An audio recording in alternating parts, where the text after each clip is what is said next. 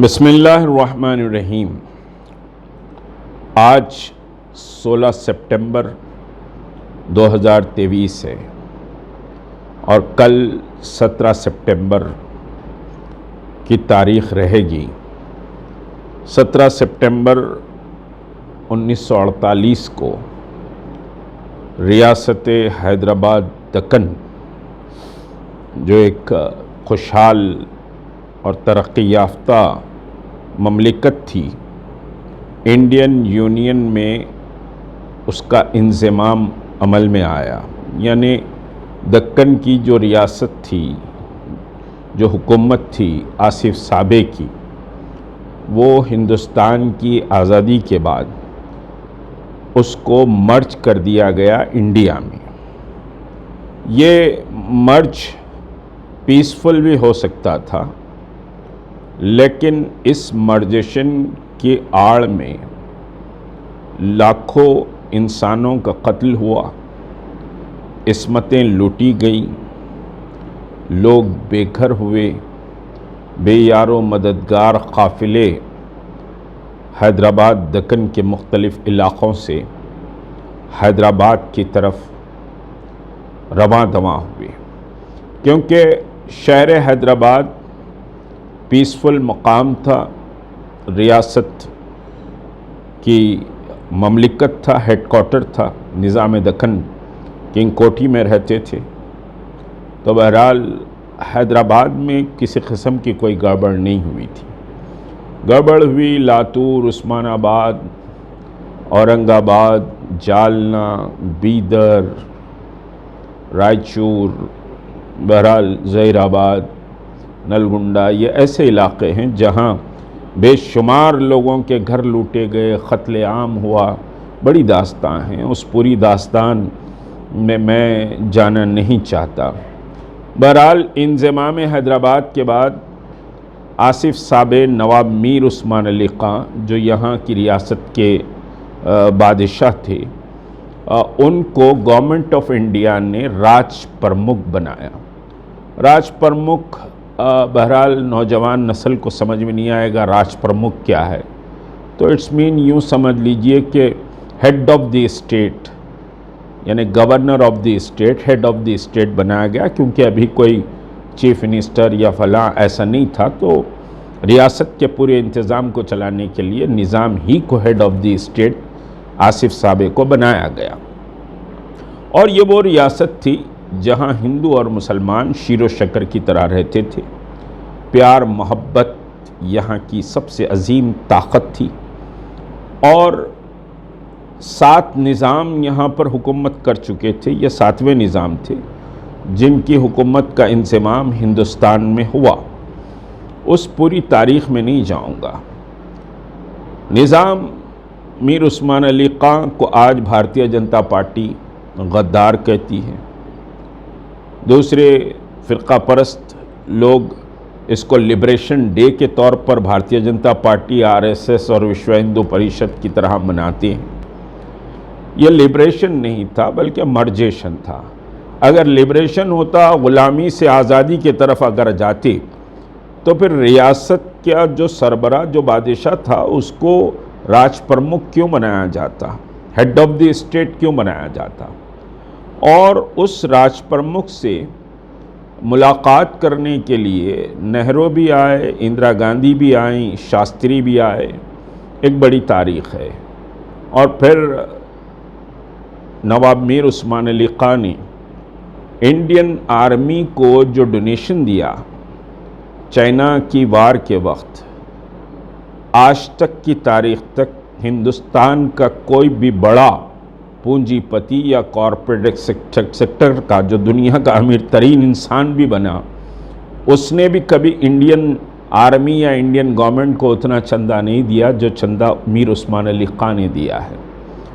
اور ستم ظریفی یہ ہے کہ تاریخ کو لوگ بدل دینا چاہتے ہیں، اور تاریخ کے ایک نئے سبق کو نئی نسل تک پہنچانا چاہتے ہیں۔ RSS یہی چاہتی ہے۔ غیروں کا تو چھوڑ دیجئے، 17 سپٹمبر میں وہ کیا کر رہے ہیں، کیا نہیں کر رہے ہیں۔ تحریک مسلم شبان کے تعلق سے یقینی طور پر آپ جانتے ہیں کہ ہمارا جو کیلنڈر ایئر میں جو ایکٹیویٹی رہتے ہیں اس میں 17 سپٹمبر رہتا ہے، اور ہم پولیس سیکشن اور یاد نظام دکن کے نام سے اس کو مناتے ہیں، اور انشاءاللہ کل مسجد جودی میں نظام دکن کی مزار پر ہم چادر گل بھی پیش کریں گے اور نظام دکن کو اور شہداء پولیس سیکشن کو خراج عقیدت بھی ادا کریں گے۔ خیر، دوسرے لبریشن ڈے منا رہے ہیں، جشن ہوگا، مٹھائیاں تقسیم ہوگی، لیکن غیروں کا کیا؟ یہاں تو اپنوں نے ہی سمجھیے کہ تاریخ کو بدلنے کا کام شروع کیا ہے۔ کس کے اشارے پر کیا ہے، کس کو خوش کرنے کیا ہے، میں نہیں جانتا۔ ریلی نکالی جا رہی ہے، جشن منایا جا رہا ہے 17 سپٹمبر کو، اور ایک الگ تاریخ بیان کرنے کی کوشش کی جا رہی ہے۔ میری مراد مجلس اتحاد المسلمین کے صدر سے ہے، میں مجلس اتحاد المسلمین بھی نہیں کہوں گا، مجلس اتحاد المسلمین کے موجودہ صدر سے میری مراد ہے کہ ریلی نکالی جا رہی ہے۔ کس نام پر ریلی نکالی جا رہی ہے؟ کیوں ریلی نکالی جا رہی ہے؟ کیا اس ریلی میں شہداء پولیس سیکشن کو بھی یاد کیا جا سکتا ہے، یا یاد کیا جاتا ہے گزشتہ 2 سال 3 سال سے؟ یا اس ریلی میں پولیس سیکشن کی حقیقی تاریخ کو بیان کیا جاتا ہے؟ ایسا نہیں ہوتا ہے، کسی کے اشارے پر یہ کام ہو رہا ہے، کیونکہ کچھ لوگ تاریخ بدلنا چاہتے ہیں تو آپ ان کی ہاں میں ہاں کیوں ملا رہے ہیں وہ سمجھ میں نہیں آتا، کیونکہ آپ کے آبا و اجداد نے تو کبھی 17 سپٹمبر کو کوئی جشن یا ریلی نہیں نکالی تھی۔ ایک نئی تاریخ آپ بہرحال گھڑنا چاہتے ہیں، اور پھر یہ کہا جاتا ہے، بات نکلی تو بات کہوں، یہ کہا جا رہا ہے کہ آپ نے ملک کے باہر بھی کہا، ملک میں بھی کہا، جو رضاکار تھے وہ پاکستان چلے گئے، جو وفادار تھے وہ یہیں رہ گئے۔ یاد رکھیے کہ رضاکار کوئی ہندوستان کے غدار نہیں تھے، رضاکار کوئی سمجھیے کہ ملک دشمنی یا پھر ایسی کوئی فورس نہیں تھی جو غداری کرے۔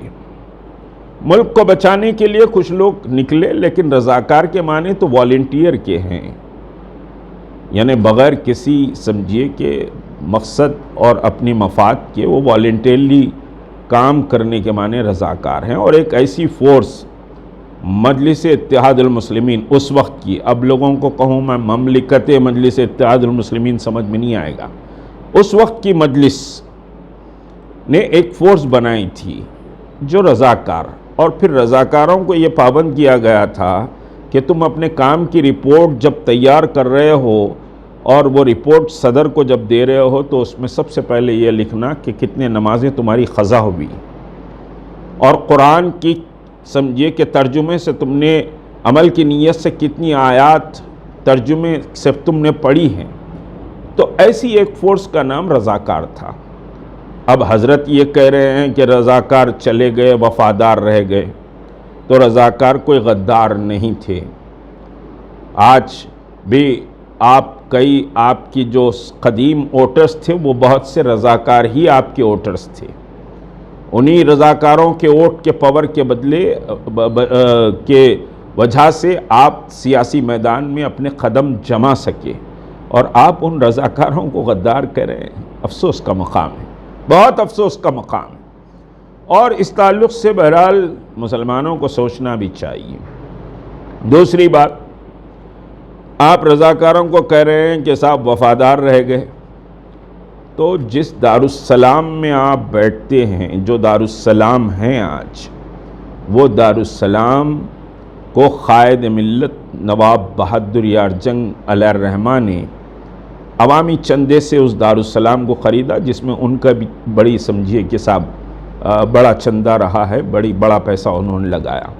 لیکن ایک بات کہوں کہ قاسم رضوی جس کی طرف آپ اشارہ کرتے ہیں کہ پاکستان چلے گئے، تو قاسم رضوی کی آدھی جائیداد دارالسلام کو خریدنے کے لیے قاسم رضوی نے چندے میں دی، جس کے بعد قائد ملت لسان الامت بہادر یار جنگ نے کہا یہ دکن کا صدیق ہے، صدیق دکن کا خطاب ان کو دیا گیا، جس طرح حضرت ابابکر صدیق رضی اللہ تعالی عنہ نے اپنی پوری جائیداد لا کر رسول کریم صلی اللہ علیہ وسلم کی خدمت میں پیش کر دی تھی جہاد کے لیے، تو اللہ کے رسول نے حضرت صدیق اکبر پر رشک کیا تھا، تو وہی صدیق دکن کا خطاب بہادر یار جنگ نے قاسم رضوی صاحب کو دیا تھا، اور قاسم رضوی صاحب پر کوئی غداری کا مقدمہ نہیں لگایا گیا تھا، اور قاسم رضوی صاحب جب جیل سے رہا ہوئے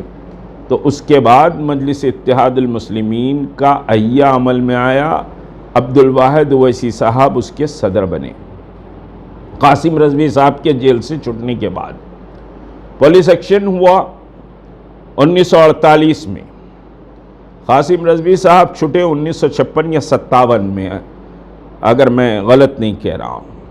اگر 57 میں چھٹے تو 9 سال، 56 میں چھٹے ہیں تو 8 سال، کیونکہ میں نے ذرا سمجھے کہ تاریخ کی کچھ غلطی مجھ سے ہو رہی ہے، تو یہ 8 سال یا 9 سال کا جو پیریڈ تھا، جو مسلمانوں کی تباہی و بربادی کا پیریڈ تھا، اس پیریڈ میں تو کوئی سمجھیے کہ عبد الواحد اویسی صاحب یا صلاح الدین اویسی صاحب یا کوئی اور تو کام نہیں کیا۔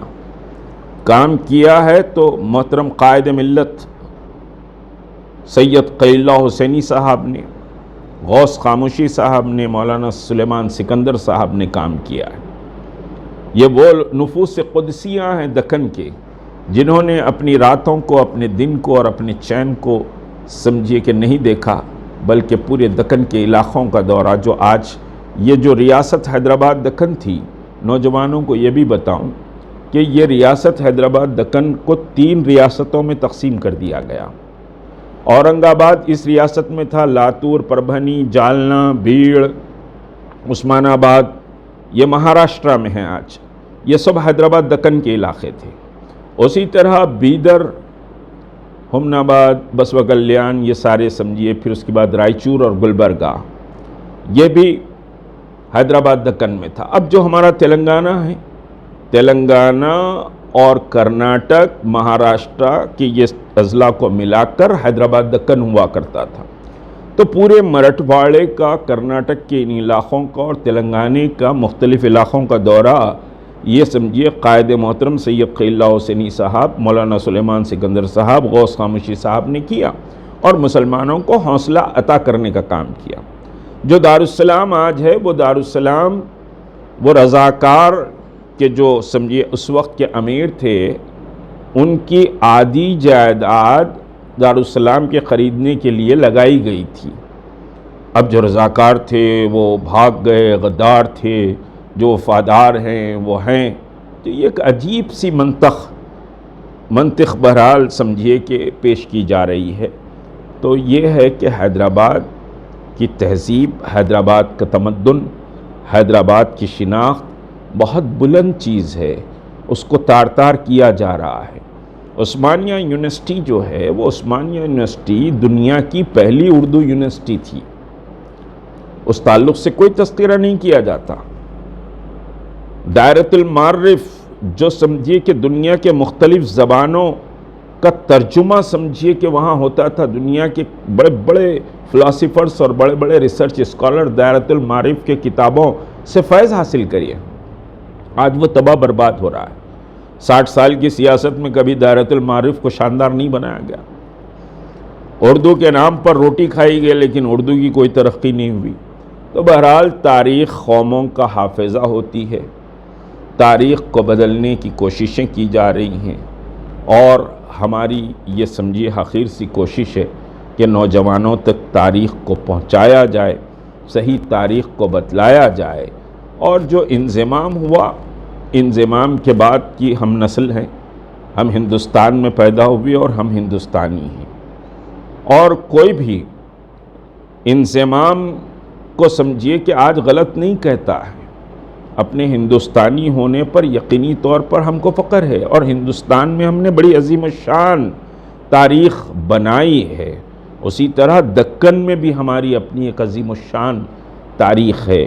تو تاریخ کا انکار یا تاریخ سے گھبراہٹ آج RSS کو جیسے ہو رہی ہے، ویسی کچھ ہمارے لوگوں کو بھی ہو رہی ہے۔ قوم کو اس پر سوچنا چاہیے کہ 17 سپٹمبر کو دعا کریں یا پھر اپنی عظیم الشان تاریخ کو بیان کریں، مظلوموں کو یاد کریں، یا پھر جلیبیاں تقسیم کر کے میدانوں میں کھانا کھلا کر جشن منائیں، اس پر سمجھے قوم کو فیصلہ کرنا چاہیے۔ شکریہ، خدا حافظ۔